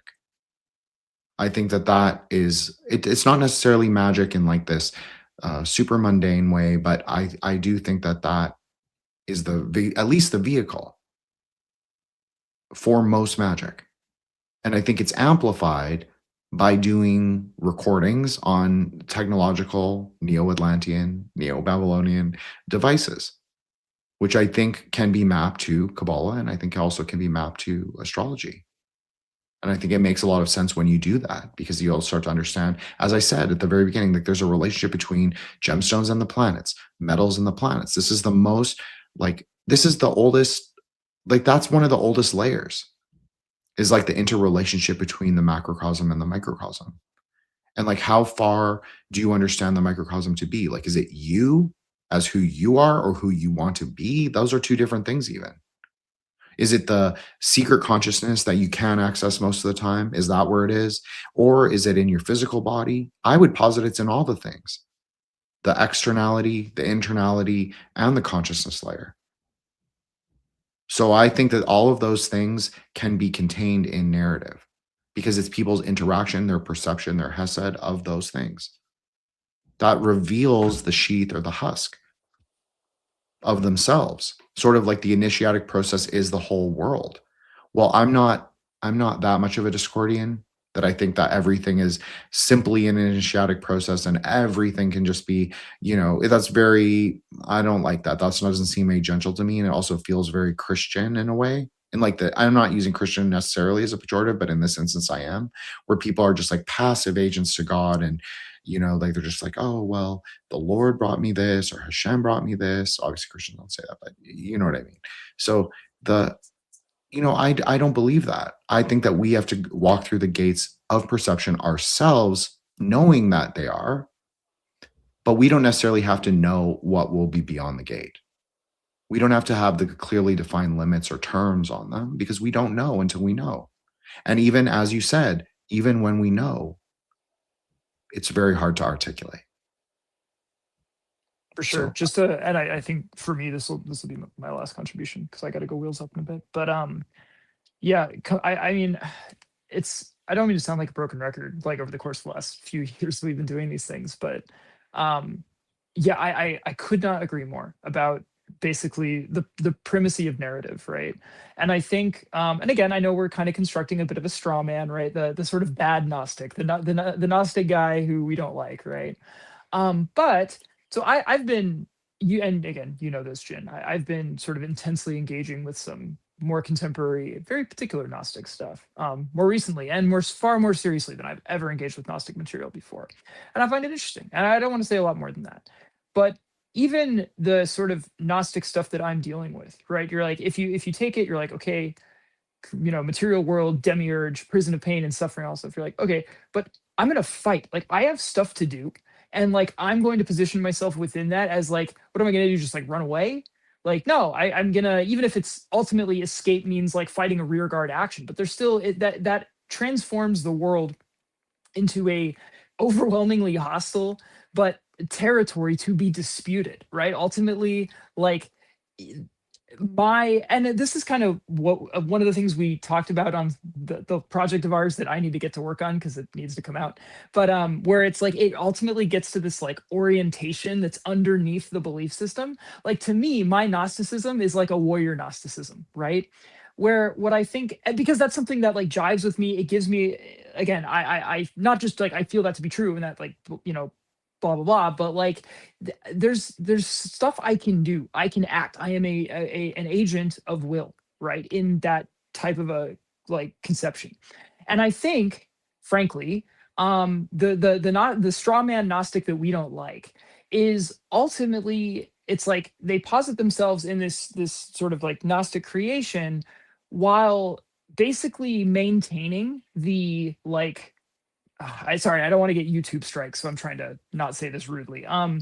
They're maintaining the passive, like, beaten down, alienated, just like ultimate slave, giga slave mentality, right?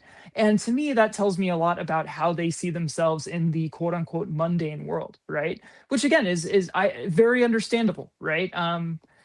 The world ain't great, right? And especially with society the way it is, not to be the old man, shaking fist here, but like we live in a society that is very good at alienating and disempowering people and stripping them out of any sort of context that could provide a greater sense of sort of meaning and purpose to their lives and connectedness and support and all that stuff. So it's not surprising to me that people have this default setting of, I'm basically a pathetic passive agent who can't do anything. But when that gets sort of transposed into a Gnostic modality, it's like, okay, there's this like demiurge who's just like, BDSM torturing me and I can't do anything about it. There's no real ability to like, to meaningfully contest my situation. And at best, I could perhaps like hope for an escape, but I don't really see a lot of like progress on that, or like, again, like how that is being effectuated in like practical terms, like in terms of like actually pursuing that gnosis. A lot of what I see is basically just like people posting about like massive conspiracies and all this stuff that's like basically that all adds up to how bad the world is. Right. And it's like, yes, I am aware of that. So what are you doing about it? And I see a lot less on that because, again, that gets back to, okay, it's this process of essentially like transformation, enough empowerment to win my own liberation, to free myself. And perhaps then if you're so compelled or whatever, to participate in assisting other people sort of win their freedom. Right. I'm speaking like very broadly Gnostic terms. Right. That is the part of it that would appeal to me. Right. And it's a lot easier to just like speculate on how bad everything is and the massive, the synarchy and all that stuff. So I don't know, that for me, I guess, like, to kind of circle back, it's finding a sort of narrative structure, ultimately like a meta narrative, that both accords with one's like the predispositions that they would rather work with than attempt to iron out or suppress or transform, and in a way that maximizes your ability to actually do shit, maximize agency. That's the stuff I always say, but it feels more true than ever.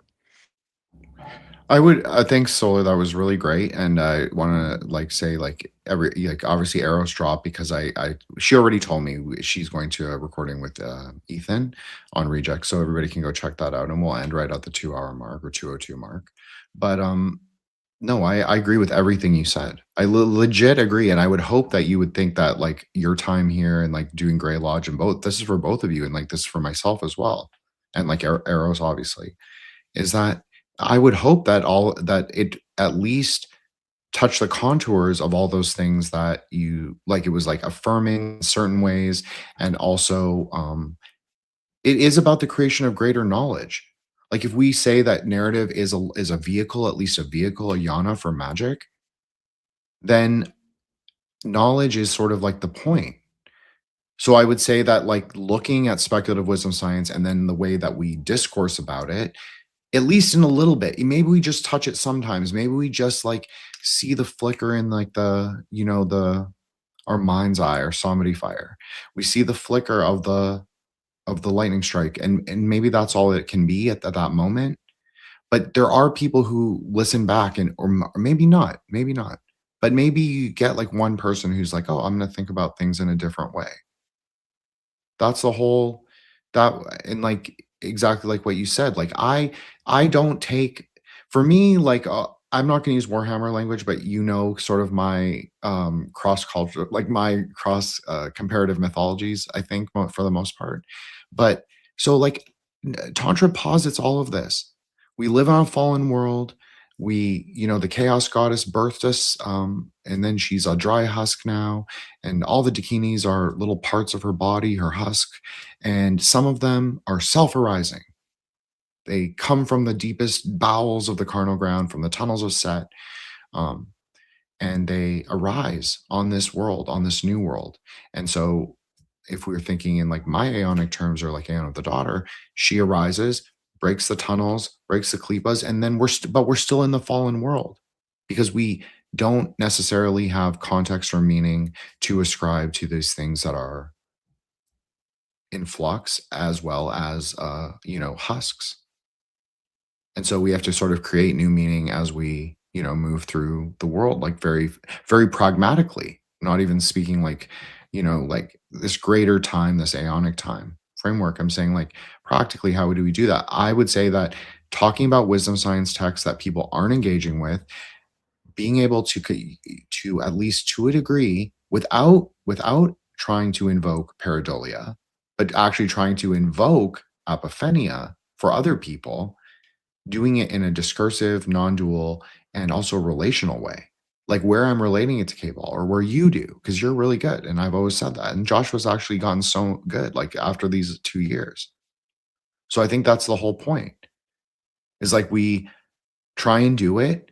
We try and like recognize that, yeah, we have to be, as to use your words, beyond good and evil when we're on the spaces, because we can't be mired in our over concern for karmic implication. We have to at least be free range and free thinking and able to speak as we mostly will with like the constraints of technology and reality.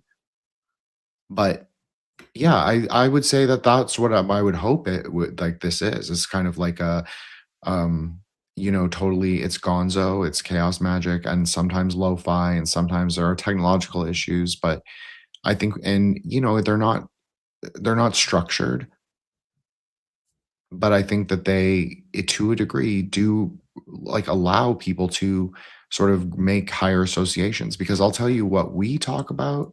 I'm not bigging up on myself. I'm not like saying, "Oh wow, I'm so great." I don't think that at all. I think that we talk about things in a very different way than when I go on other shows and when I interact with other people. And Eros also thinks that, is that we just do something very different. And maybe it's because we're a group and there's like, we have such different perspectives, but then there are moments that we really coalesce and like, refine not only our own individual viewpoints, but where we can say, okay, there's mutual compatibility here. We can actually come to an agreement here. I don't know. That's what I would hope that the book club would be. Generative for everybody. Hopefully for all the hosts. I don't know if we'll do a third part of Apophenion. I did promise Solar that he gets to choose the next book. Hopefully he's not going to take us to some crazy Nazi moon base on the dark side of the moon. But, well, I said it, so I'll let him choose, and we'll go from there. And I thank you guys both, like Solar and Joshua the Branch. Obviously, you both have episodes coming up on my show, as well as both of you are recording very soon. And I really appreciate it. And I appreciate that, we've maintained like a friendship for all these years and like the ups and downs of it. And I think it's been cool though. I've had fun. And I think that's kind of the point, but I don't want to say it in like the facile, like third world Zoomer way, where it's just like fun. Like, what does that even mean? I mean, actually, I've learned a lot from both of you, as well as Eros, as well as like just doing the spaces in general. Like, I have changed. I have actually changed. Like the person that I was 3 years ago, the shy person that could not articulate himself, I don't feel like that person. Sometimes I do, but most of the time, no. So I would say I've changed. So I would hope that's true for everybody and obviously for the Grey Lodge in general. So that it can be an agent for people to at least perceive like the sheaths and the husks of their own perception. So I'll let you guys close out. So what do you guys, if you have anything to say or plug, please do so. Solar, why don't you go ahead since you want to drop, and then Josh can go. Yeah, no, I don't have anything to plug. We got some stuff. Again, we're always working on stuff. There's never enough time in the day.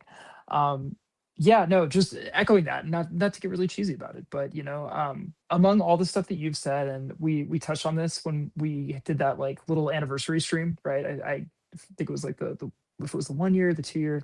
I don't even remember when that was. It feels like forever ago, so it might have been the one. When I was getting into esoteric stuff, right, wished I could have. I couldn't find any sort of like documentation of people deepening their involvement with this stuff, right? In the same way that like you can trace like intellectuals, academics, people who write for a living, right? So they're leaving this trail of work product behind them, right? Whether articles, papers, books, whatever. You can see their development in real time, right? Over the course of years. You can see their research interests change and evolve and how they're connecting with ideas and how they're, understanding that sort of unfolding process of their life and their vocation.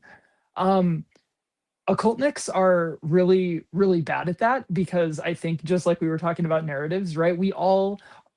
We relish in our ability to a very great extent anyway, constantly update and rewrite and re-mythologize ourselves, which is great. And that's kind of baked into the cake once again of like what it means to do this thing. But it also means that it leaves a very obscure record for other people to learn from, right? Because we tend to be selfish motherfuckers, right? And so one of the things that I really have grown to appreciate about this, again, besides all of the benefits that, that we enjoy as participants, right, is that for better or worse, we're leaving a documentary trail, right, of this process. And again, it's not that anyone has any particular interest in me. Most people, I think, have a greater interest in you, but it doesn't really matter, right? You can see this thing happen kind of in real time, and that's just not something that really existed in the space, right? And so I appreciate it just in terms of like that we've kind of like brought that into existence and had the sort of the vulnerability and the chutzpah or whatever to leave it up, like we're not scrubbing the record, right? That's honestly very like that's cool. And I don't know, like again, it's not that this will be so important for posterity or whatever, but like I legitimately think that that's like an important type of document or text if you want to look at it that way. Yeah, it's a very cool thing that we've been able to do. So yeah, that's all. Thanks for having me on as always. Yeah, that was great. Thanks, Solar. I mean, that's what it was. It was like crazy K-ball genius, Jin, or whatever. And I had an idea, and I was like, let's do, live Gonzo e-zine spaces. And obviously, there must be something that I don't know. It is cool. I like that we did. I always say like it's for the Aetherwave archive, and that's legit. That's like the truth. It's like we've sprayed our graffiti all over it, pink and green. So it is what it is. Yeah, it is cool. Joshua, please go ahead. Thank you so much for hosting, and I think we'll be recording. What is it, Sunday? I think. So yeah, that'll be a lot of fun. Saturday.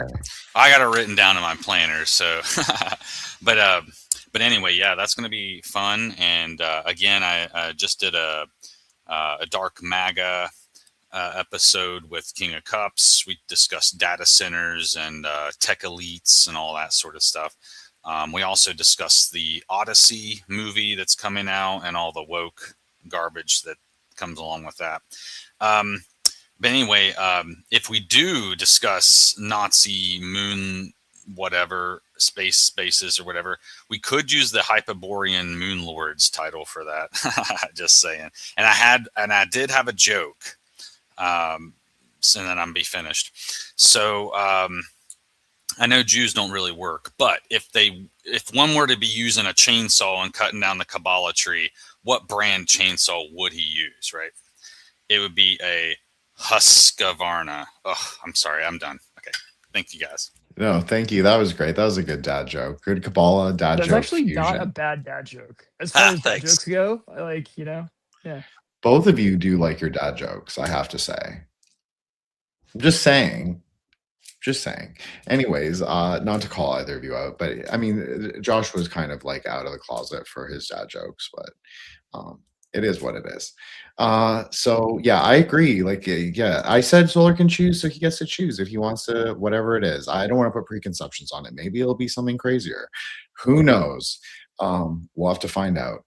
But yeah, if we do that, I will title it after Eros's great suggestion, Hyperborean Moonlords or Hapoborean Moonlords or whatever portmanteau we want to play with that week.